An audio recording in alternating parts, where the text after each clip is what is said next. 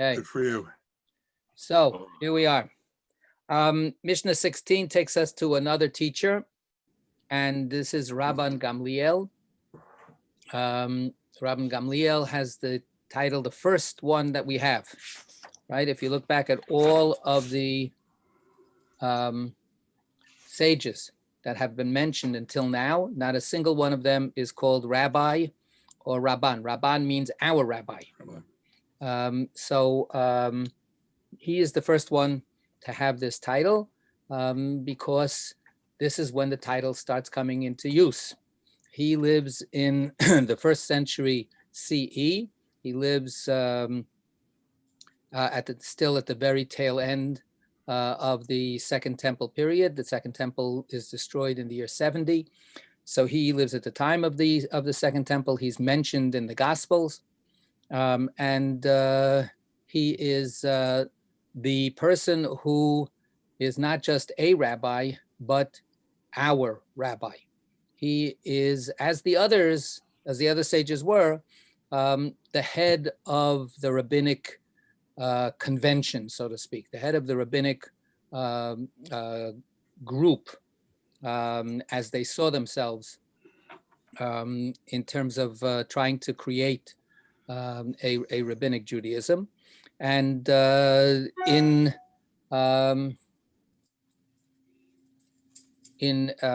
competition with other groups, and this competition has been going on for generations and generations. Not to spoil the whole story, but after the destruction of the temple, the rabbis tend to be in a better position than, for instance, the priestly-backed Sadducees, who no longer have a temple to have as their base. So Rabban Gamliel is recognized, at least by the rabbis, as our rabbi. And obviously other groups that did not accept the rabbis, don't see him as that. But if you give me a half a second, I'll just.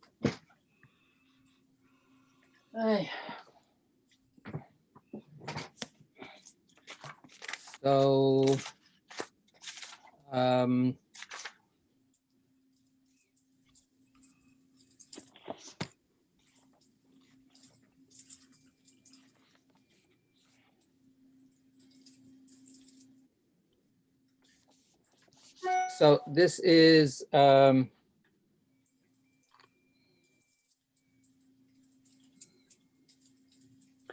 from Acts.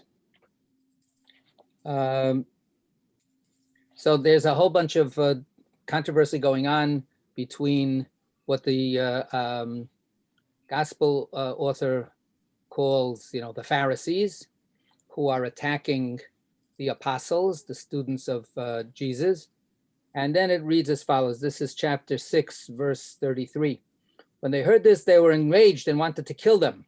Wanted to kill these heretic apostles. But a Pharisee in the council named Gamaliel, a teacher of the law, respected by all the people, stood up and ordered the men to be put us outside for a short time. Then he said to them, fellow Israelites, consider carefully what you propose to do to these men. For some time ago, Theudas rose up claiming to be somebody, and a number of men, about 400, joined him, but he was killed, and all who followed them were dispersed and disappeared. After him, Judas the Galilean rose up at the time of the census and got people to follow him. He also perished, and all who followed him were scattered. So in the present case, I tell you, keep away from these men, let them alone, because if this plan or that and this undertaking is of human origin, it will fail. But if it is of God, you will not be able to overthrow them. In that case, you may even be found fighting against God. So from the perspective of this author, Gamliel intervenes to make peace, to quiet down the angry Pharisee mob. And of course, he puts in his mouth the idea that, maybe this really is from God. Maybe this Jesus fellow and his followers really are. Of course, that's important for this author to say. But it also indicates that there are other troublesome groups out there, and it doesn't pay for us to get involved in messing around with it. It's not an exact parallel. There's a little bit of an echo, since we're still in the middle of the Joseph story, of Reuven and Yehuda both saying to their brothers, "What are we trying to do? Just calm down a little bit. Let's not take out our rage against this brother of ours, and let's find some other way to deal with the situation." But as I say, he's called Gamliel there, or in the Greek, it's Gamaliel. And he's considered a learned man and well-respected. So no Rabban, we have Rabban, right? Because that is it. He is well-respected, and he is our master, our teacher. All right, so Mishnah 16. Let's read it, and we've got, as we usually do, at least two major ways of translating here. So first, let's get the kind of translation that pretty much will align, I'm predicting, maybe I'm wrong, with most people's text. So this is chapter 1, Mishnah 16, Rabban Gamliel. Who's going to read for us? Okay, Geraldine, thank you.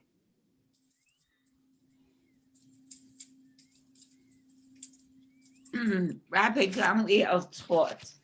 So Rabban Gamliel, right? I'm sorry, Rabban Gamliel taught. Select a master teacher for yourself so that you avoid doubtful decisions. Do not make a habit of tithing by estimate. Okay. So before we get to Rabbi Shapiro's translation, anybody else has as minor variations, or I mean, I unless you think it's really different, but I think you're probably going to have the same thing with a word or two different. Yes, Sarita. This one divides them into three rather than grouping the first two. Rabban Gamliel said, "Provide thyself a teacher, be quit of doubt, and accustom not thyself to give tithes by a conjectural estimate." Okay, good. There is a three-part, three clauses that follow in his statement, which we should be used to by now, almost expecting. How they get connected with each other, or do they get connected with each other, or do some get connected and others not? That's of course part of our seeking to understand what's going on. But certainly formally, we have here three clauses. The first one literally is Aseh lecha Rav. And we might recall that we have back, where is it? Back in Mishnah 6. If you can turn back to Mishnah 6. Geraldine, do you have Mishnah 6 there? Please. Yehoshua ben Prachia v'Nitai har Bailey. Yehoshua ben Pariah and Itai of Arbel received the tradition from them. Joshua ben Pariah taught, select a master teacher for yourself, acquire a colleague for study. When you assess people, tip the balance in their favor. Okay, so here we have in the Hebrew and in that translation pretty much the same clause at the beginning. The first clause is identical. Aseh lecha Rav. Literally, make for yourself a teacher, a master. Okay, and then what follows after that changes with the two statements, right? Then we have histalek min hasafek. Remove, get away from, go away from any doubt. And then the final one is literally ve'al tarbe la'aser omadot, and don't tithe by guessing a lot. Don't do this a lot, by tithing by guessing, by estimate. Okay, those are the three clauses. Okay, now let's just see, that's a fairly literal translation. And now who's got Rabbi Shapiro's translation? Okay, Bill. It's very close to that this time. Rabban Gamliel used to say, get for yourself a teacher, free yourself from doubt, do not guess when tithing. Okay, what does he do in Mishnah 6? I'm sorry. Oh, sorry. I have Mishnah 6. Good, Josie. Sorry. What does he say for the first clause? Hoshua ben Paratach teaches. Achia and Nitai the Arbalite said, okay, then let's get to the first teaching. Make yourself worthy of a teacher, which I read as much different than get yourself a teacher. Right. So that just shows that he's being, creative and adding variety and spice to his translation. The Hebrew words are exactly the same. All right. So Secure for yourself a friend, right, and judge everyone favorably. right.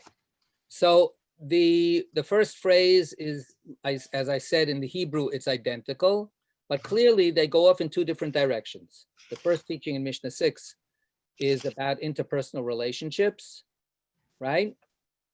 Find a friend, be charitable in your assessment of another human being, right? It's all about our relationships with other human beings, right? With Rabban Gamliel, what's his focus in these statements?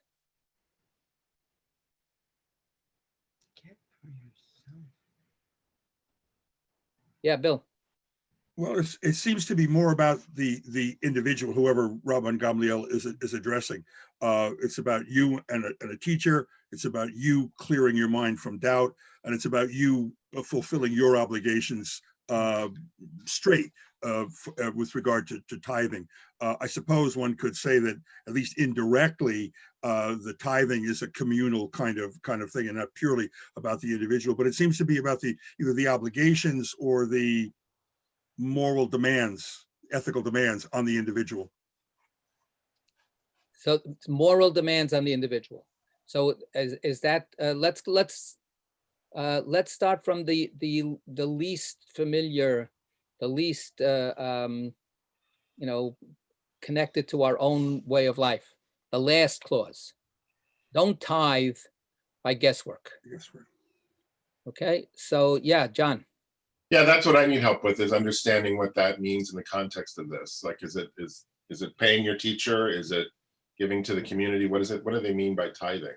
So tithing is a a biblical. Tithing means taking a 10% cut out of your produce. Right, for the sacrifices, right? That's what the... No, not for the sacrifices. And there are a number of tithes. There is a number of tithes. There are basically three types of tithes. One maaser is the maaser that is given to the Levites so that they will have something to eat. Because remember, the Levites don't have tribal lands. They don't have a piece of the land of Israel like the other tribes. The Levites include the priests and the Levites, right? So these are the ritual exclusive contractors. And the Torah says, since they don't have land to grow their own crops, the rest of the Jewish people will have to support them by giving them 10% of their yearly harvest. So that's the first tithe. The second tithe is called Maaser Sheni, literally the second tithe. The second tithe is that in the first year and the second year of the cycle of tithing, there are 6 years that you're harvesting. On the 7th year, you rest. That's the sabbatical year. So there are 6 years to take care of things. And the Torah divides up the 6 years into 3 years, and then another 3 years. So in the 3-year cycle, you always give 10% to the Levite. Then on the first and second year, you take 10% of what you have after that, and you bring it to the pilgrimage site, and you enjoy it yourself. It's for you. I mean, you can have guests. You're supposed to invite the poor people to join you, but you're supposed to enjoy it in front of God. So, of course, in later Jewish history, that became going to Jerusalem during the pilgrimage festivals, Sukkot and Pesach and Shavuot, and taking with you enough food provisions to hang out during the holiday and enjoy the holiday with family and friends. So that was the second tithe. The third tithe was every third year. So, and it supplanted the second tithe, right? So years 1 and 2, you give a tithe to the Levites. Years 1 and 2, you also take your own food and take it up to Jerusalem to eat. In year 3, you give a tithe to the Levites because they still have to eat that year too. And the tithe that you usually reserve for yourself to bring to God, you give to poor people. And that's in addition to the corner of your field. That's in addition to, giving, $18, to a poor person that you see on the street. This is a mandated gift to the poor. Now, theoretically, the Levite is also poor. He's a landless person, right? And land was the basis of all wealth back then. So what you have is you have a very, very extensive, worked out system for dispensing with a lot of your own assets. It's a kind of a tax. This is a taxation system. And you have to do this. It's a mitzvah. So what Rabbi Gamliel says is, what's your attitude toward doing this, paying out this 10%? So you've got 20 apples in front of you. So it's pretty simple to just take out 2 apples and say, there it is. What if you've got 2,052 apples? Then what do you do? So do you actually have to count out all the apples and take out every 10th apple and so on? Or can you just sort of like eyeball it? Or can you, do it in some kind of general kind of way that will take care of what you need? So what he's saying is, no, you can't do this in a general way. You have to do this with precision. You have to make sure that you're giving the 10%.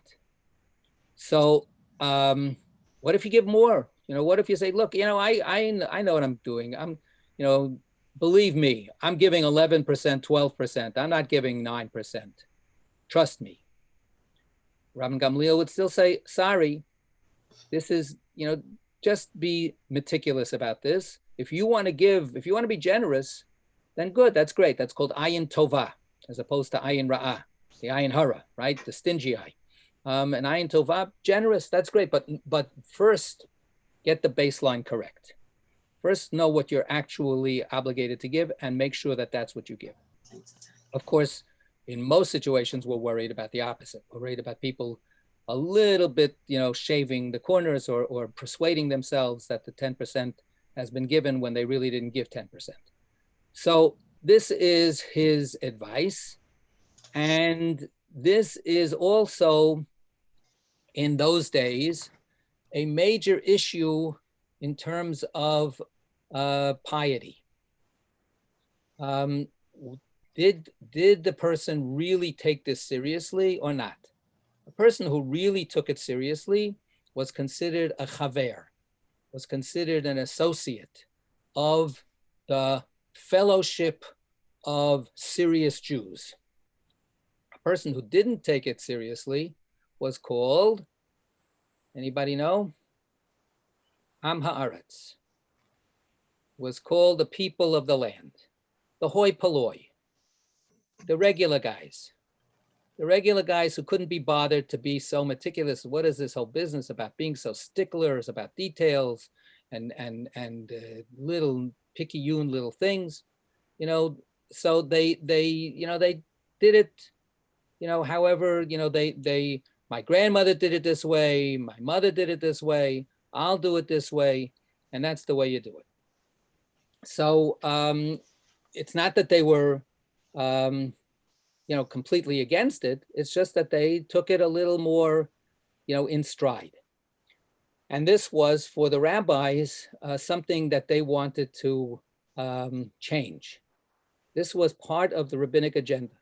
Part of the rabbinic agenda was not to make the practice simply,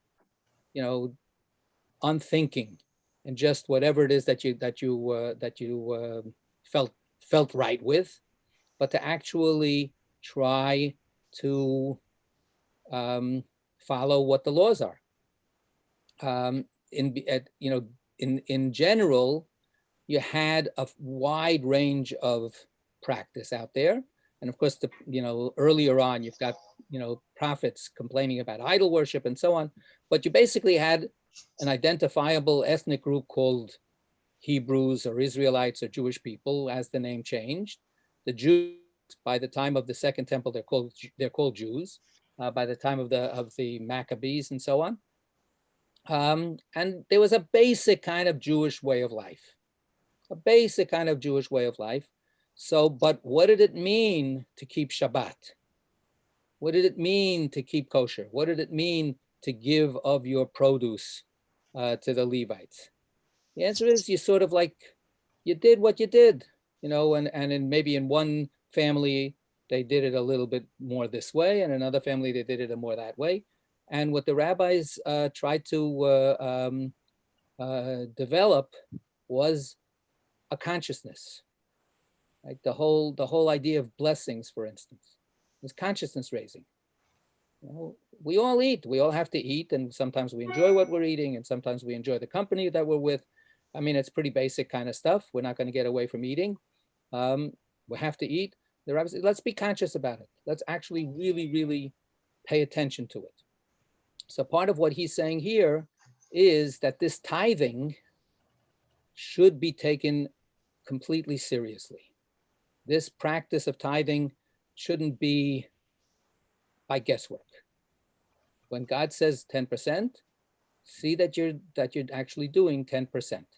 Now, just to put that into context of the rest of these sayings, as a result, this is also about eliminating guesswork, taking yourself away from doubt, right? But we'll go back to the doubt thing in a second.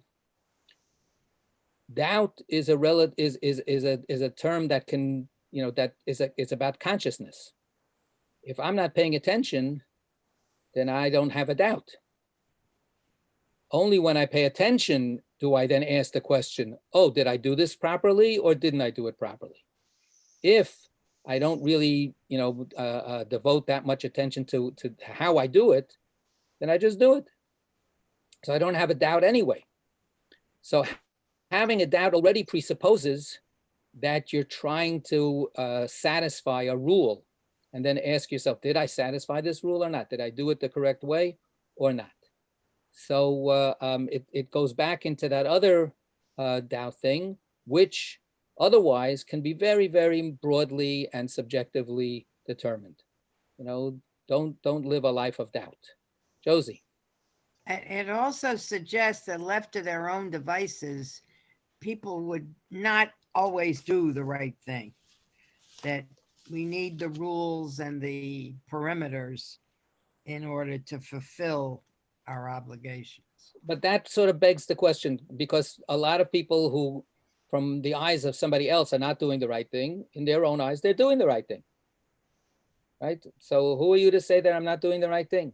This is the way I've been doing it for years. My family, this is what we do. Right? You keep talking about how in your family, right? They saw it as being the right thing, right? It's only some other judgment that comes in here that makes a question about whether it's the right thing. Sarita, you wanted to say something?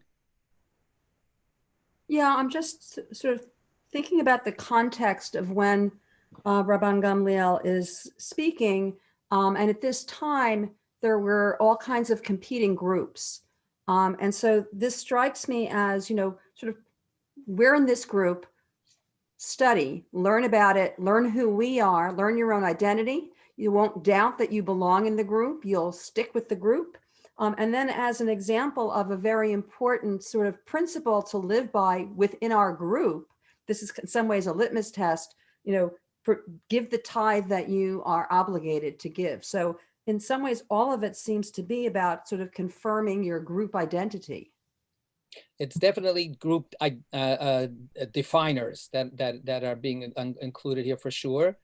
And part of what is at play is what's the relationship between your group and all the other groups? Or what's the relationship between your group and the meta group called the Jews? So for instance, if you're in the priestly group, there are certain walls that exist between your group and the big group or any other group, because nobody can join the priestly group. Either you're a priest or you're not a priest. The famous joke, right? Famous joke, the person comes to the rabbi and says, Rabbi, I want you to make me a priest. I can't make you a priest, you know, so no, I'll give you $1,000. No, come on, please. I'll give you $10,000.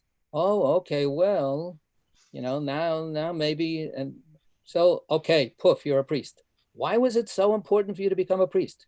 My father was a priest. My grandfather was a priest. I'll be damned if I'm not going to be a priest. So that's the one way to be a priest. So, you know, so that group is self-enclosed and self-defined. And the rabbinic group was both very identifiable, and at the same time, it was, in a certain sense, to use a phrase, evangelical, right? It was trying to get people to join the group. It was trying to get anybody could join the group, right? That was this whole point of, in some say, aseh l'charab, just get a teacher, study, anybody. You can all be part of this whole group. However, the group is intentional in its definition, right? It's about intent. It's about actually meaning it. And that's what defines our group.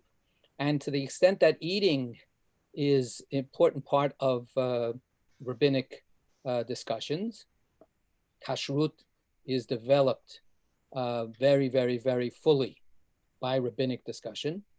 Maaser is rooted in the Torah, but the whole discussion about Maasrot, you know, it has more than one tractate and so on, is also because the Hasidim figured this out. Shomrei figured it out. The group that eats together feels connected.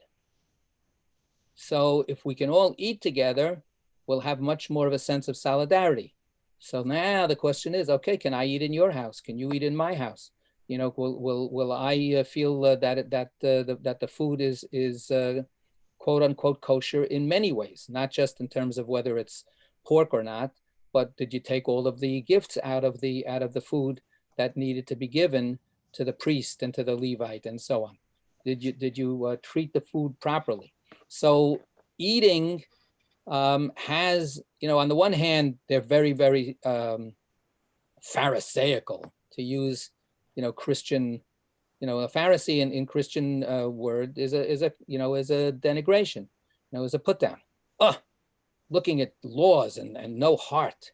But part of looking at the laws was all about heart. It was about the fact that they wanted to feel a very, very close kinship with each other. So this was, and this, as I say, it's building in its own prominence and in its own social significance. This rabbinic, or, you know, pre-rabbinic group that's now becoming recognized as rabbinic, and Rabban Gamliel represents, you know, a major step forward in the importance of the rabbinic group in the fighting within the Jewish sects, right, that existed at the time. So, yeah. So who's the you? Who is the you that he's talking to? Right? You make yourself a teacher. Find a teacher for yourself. Find a master for yourself. You get away from doubt. You don't don't keep on making estimates in your tithing. Who is Rabban Gamliel talking to? Do we have a sense of any specific audience? So some people say, I mean, I've been framing it, and our whole conversation has been that it's for anybody. But one other way of looking at it is, this is Rabban. This is Rabban Gamliel is the rabbi's rabbi, right? So in a sense, what some people say is he's saying to the other rabbis, to the other people who are involved in now trying to create this new class of people, of people who are going to judge, who are going to make decisions. As they convince people to take this kind of approach seriously to Judaism, people are going to have questions. Wait a second. So how do I tithe this mush that I instead, it's not 5 apples, it's not 10 apples, it's applesauce. How do I tithe that? Rabbi, please tell me, how do I do this? How do I do that? So, and of course, the Talmud is full of stories of rabbis being approached by people and asked questions, or there's a fight between the two people, and they have to, judge who's right and who's wrong, or what to do. What does the law require? So some people say that this is most directly Rabban Gamliel talking to his subordinate rabbis. Yeah, Sarita.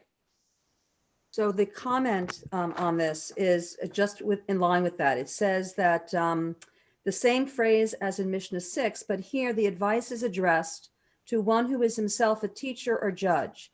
When formulating decisions on questions of law, he should not rely merely upon his own knowledge and judgment, but have another authority whom to consult.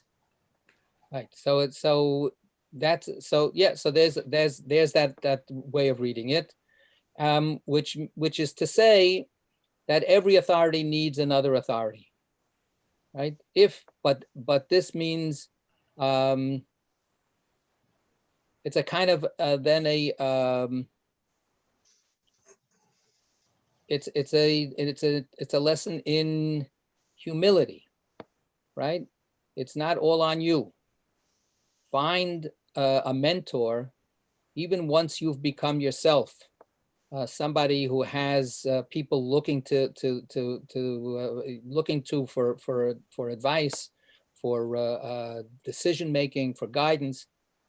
Do you yourself have somebody that you can talk to, so that you can think these things out, so that you can talk these things through, so that you can ask in a hard situation, well, what should I do in such a situation? So he's encouraging, again, a sense of connection, and he's encouraging a sense of humility, like I said before. Isn't he also saying that, when the judges decide on points of law, it shouldn't ever be done, it should not be done by just one person. In some sense, there should be a consensus. There should be something that is sort of ruled on by more than one person. Well, it depends how formally we're talking about only one person. There are any number of times of an official court, rabbinic court, was no fewer than 3. So that was like a given. However, if a person comes to a rabbi, and this is the basis of all other individual consultations, if I accept upon myself this person's opinion, then that one person can make the judgment. It's the same thing, like analogous a little bit to when we have, we went way over our time here. Like when people say, okay, I'll submit to arbitration. So then you're saying, I'm not going to go to the court. I'll have an arbitrator, and whatever this arbitrator says. So accepting somebody as having the authority to judge is possible, and then that one person is doing the one decision. But before they make the decision, consult. Something like that. Okay, we're going to have to stop now, right? And I'm late to my other class. Sorry, I got to run. So we're going to stop the recording.